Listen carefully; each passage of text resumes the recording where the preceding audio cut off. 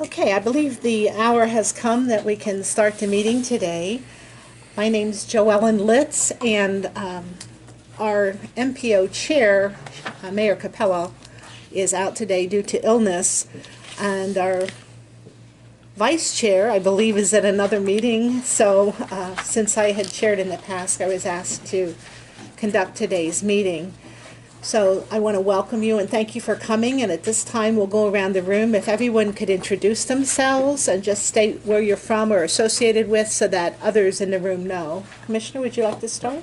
Bill Ames, Lebanon County Commissioner. And then at this time, we have approval of the October 19th, 2017 Policy Board minutes to address. Is there a motion? So moved. Second. Okay, a motion and a second. Thank you. Any additions or corrections? All in favor say aye. Aye. Opposed, same sign. Motion carries. So Jonathan Fitzke is also here, and he can tell us about project statuses and updates on the TIP. Two small, quick updates with regard to the policy board on two of our projects, the Inwood Bridge project. We're happy and pleased to report that that project is moving forward. A number of the features of that project along Old State Road, we've been meeting regularly, Song and myself, with District 8O to lay that out, and I just wanted to let all of you know that thanks to Mr. Allwine for the donation of the property, that project, which has been on our tip for quite a while, is finally moving forward. The other one that I just wanted to share a brief update that came across my desk was within regards to the Wilhelm Ave and Cornwall Road intersection realignment. We have the preliminary plans that have been provided to us by PennDOT that we're currently reviewing, and some discussions have already occurred prior to this meeting at the district on what those improvements will ultimately look like. So you'll be seeing some more improvements on that project in the future, but we just wanted to let you guys know that those two projects are progressing forward, and that's all I wanted to share. Thank you. Thank you, Jonathan. Then at this time, we have a set-aside program in South Londonderry Township, Northwest Elementary School, South Forge Elementary School, and Lebanon Valley Rails to Trails. And Jonathan has told me that they are looking to prioritize suggestions as they're submitted, and we also have some people here to do some presentations. Jonathan? Thank you, Commissioner. Just to kick this off, for the policy board members, just to bring you guys up to speed, as many of you may have heard in past discussions, there is a transportation alternative program that PennDOT had rolled out. Applicants could apply for this money. It's part of a statewide pool. Within our region, we received 4 applications for this request funds, and what we did is the staff, that includes myself, Song Kim, Julie Cheney, and Jamie George, reviewed the applications and presented them to the technical committee at our last meeting. We had a ranking that we provided, which I think for the sake of the policy board and their members, we felt it was appropriate to have the applicants come in and give you a little bit more background before we would give you our recommendations that would be received back to PennDOT. I think the goal and thing to be mindful of is this. Our ranking does not guarantee that all these projects, even or one of them, will get funded, but I think we want to hear from the applicants and have you guys understand exactly what each project applicant is proposing, and we just look forward to having their presentations and seeing what direction goes. And I think we will all agree as a staff that all 4 applications we had were very good. I mean, it made a hard job for the review committee to look at. We compared them with the TAP's requirements of, I think, 12 different criteria that we would look at for each project, how they fit, impact to the community, are there safety-related issues, how does it tie in with existing features. But with that in mind, I guess what we'll do, Commissioner, is I would just go follow the list that we provided you. I guess we can start with South, our number 1. I think from our vantage point and what we recommended to the MPO technical committee was the preference of the staff was that Lingle Avenue was ranked our number 1, with the LVRT number 2, with Northwest Elementary 3, and the Lingle Ave 4. Now certainly that ranking, as I specify, means there's no guarantee that any of our projects are. It's simply if we're giving recommendations to the department as these are our 4 projects. If we could get money for any of them, here is our ranking. Each of the applicants, from the standpoint of the staff, went to meet all the criteria of meeting with us first to discuss their project and also having meetings with the district staff to ensure that we have these projects lined up, that they are eligible for the monies. I think at this point, and the point of asking all the applicants to come in and to give you more of a sense of what they're asking for and what their project is about is, does the policy board concur with those recommendations that we'll submit to PennDOT, or would you like to adjust them according to what you heard today? And I think as a staff, we certainly want to leave that window open, that it's not a last bite at the apple. And I don't think that in any way says that any project isn't good. I think we all agreed that we had 4 really great projects. We wish we could, have them all awarded TAP funds when they go in for review. But Okay. Clarification. Commissioner? Clarification, I think you said Lingle Avenue twice. I think you meant South Forge as number 4, yeah, right? yeah, I'm sorry. Yeah, that's correct. Voting members are here. Okay, do we have a That's quorum? what I was going to ask. You do have a quorum. We have a quorum, so there's 6 people voting. Now, the recommendation is to place number 1, South Londonderry Township project,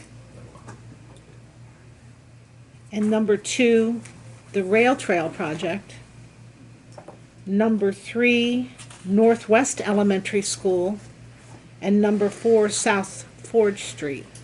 Did I get that correct? Is there a motion to either accept or amend the recommendation of the technical committee? I'll make a motion to accept the recommendation. Is there a second to that motion? I'll second. Is there any further discussion? Are there any questions? Then I guess, I do have a question of John. Can you review quickly the criteria that the technical committee used to rank these Sure. projects? The first one was, number 1 was statewide or regional significance of the project. Number 2 was an integration of land use and transportation decision-making. 3 was collaboration with stakeholders. 4 was safety always and maybe safety only. 5 was readiness for implementation. 6 was leverage of other projects or funding. 7 was consistency.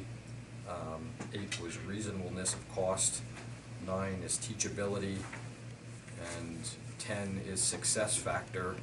And 11 is environmental justice or entitlement communities and how they might be impacted. So Okay. those are the 11 criteria that we looked at and weighed on each project. Okay, thank you.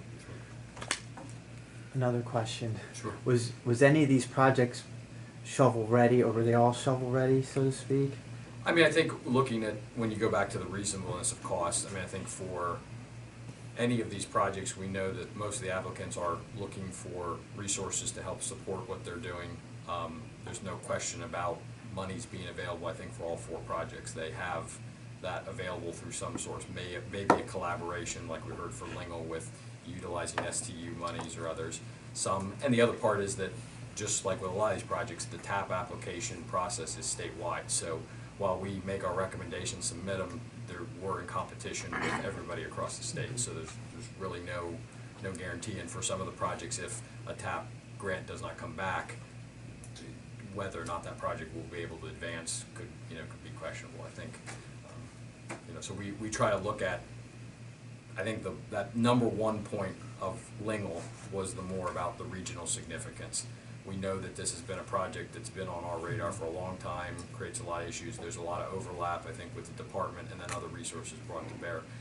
The trail, when you look at some of the collaboration, when you look at the environmental justice communities' impact on those projects, Northwest Elementary would be the same.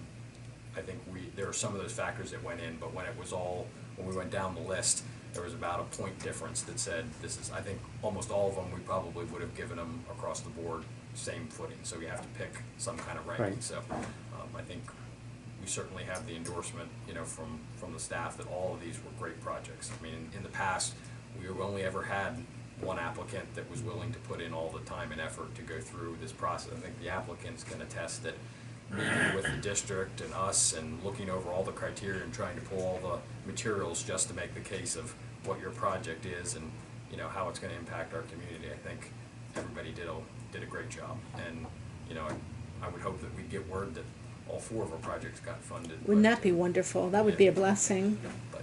But I mean, I think we're asking for that endorsement, I think, of the board is, you know, if you heard something today that sways that, I think, you know, that's ultimately the decision of the policy board and its membership, and we want to make sure we honor that. Okay, thank you for that.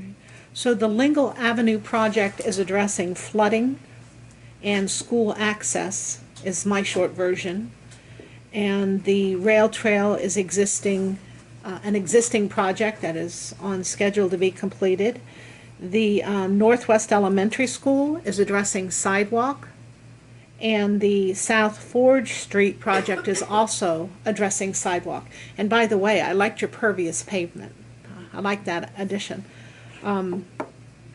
That's what's on the board for approval. Is there any further discussion? Any other questions? If not, as the chair, I vote in case of a tie, so we'll see what happens here. All in favor say aye. Aye. Opposed, same sign. You don't need me. Motion carries. All right, very good. Thank you. Under other business, I believe we received a letter, Jonathan? Yes, in your packet, you would have found a letter from PennDOT. It's in regards to, as you may have heard over the many times we've talked, with changes in legislation, we're looking more at trying to make sure we know how we're applying our resources. And one of the primary rulemakings was in regards to addressing areas of safety. And what PennDOT, in the simplest way, has asked is we all need to be working lockstep to address those reduction in fatalities. And they provide us a letter in October 17th of this year that was asked whether or not the MPO would endorse PennDOT's direction in terms of how they're going to address safety in our area, or are we planning to develop our own criteria, which we would then have to provide data and others on how, you know, that would affect the reduction in safety and fatalities. What the recommendation we have is certainly, as I explained to you, Commissioner, with the resource, I think, and the newness of this, it is our recommendation that we will go with PennDOT's recommendations on safety. So we will support the district in how those targets are established within our region and work to that end. Okay, So essentially, for anyone who hasn't had a chance to look at this, they're saying we had 17.8 fatalities last year. Am I on the right part? You're looking at the targets for Lebanon's table 2, is that Commissioner? Yes. And it went up from the last 2012 to 16 from 16.4.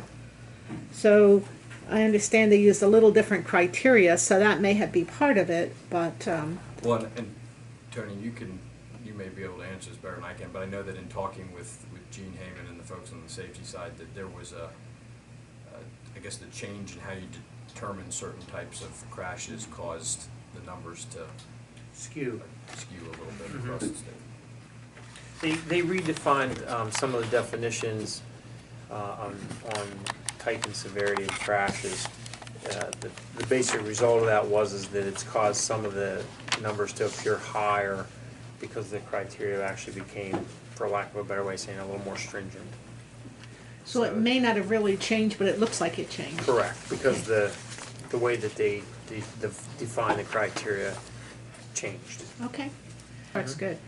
Are there any questions concerning this chart and the recommendation to adopt the statewide how they process it, so we don't have to do all the data and come up with the final numbers? If not, we'll entertain a motion. I mean, if you want me to read the section that we're asking for your support on, it's the MPO and the RPO decision-making body agrees to support the state's targets by planning and programming projects that contribute to meeting or making significant progress toward the established PennDOT safety targets. And then that references that table 2. Right. So I think what we're asking is that we're going to work in lockstep with the district to make sure that, you know, how our local needs overlap with the priorities that we have, within our district. So. Correct. And if I may provide additional Sure. information as well. This is a federal requirement, as Mr. Fitzke mentioned. This is part of the MAP 21 and FAST legislation to implement performance-based planning across the nation. And I know my counterpart, Dan Walston, has talked to the MPO board about this. And so the safety performance measures are the first of many performance measures that will be implemented statewide. And so we would encourage the MPO to consider adopting the statewide performance targets for safety, just because this is a new program, but also because the data will be reported to federal highways on a statewide level. And so if you are to adopt or consider MPO-specific measures, they need to be integrated and compatible with that reporting on the statewide level, because it will be considered on that point. But overall, this is looking for that 2% reduction goal in fatalities and serious injuries, non-motorized as well as motorized. And so it's something, again, we're seeing most playing partners adopting those statewide targets, so we would support your action on that. Okay, so it sounds like they're looking for consistency from the local level to the state on through to the federal government, and these are very strong arguments to adopt a statewide program. Is there a motion to that effect? I'll make a motion that we support the state's recommendation. Okay, is there a second? I'll second. All right. We have a motion and a second. Any further discussion? If not, all in favor say aye. Aye. Opposed, same sign. Motion carries.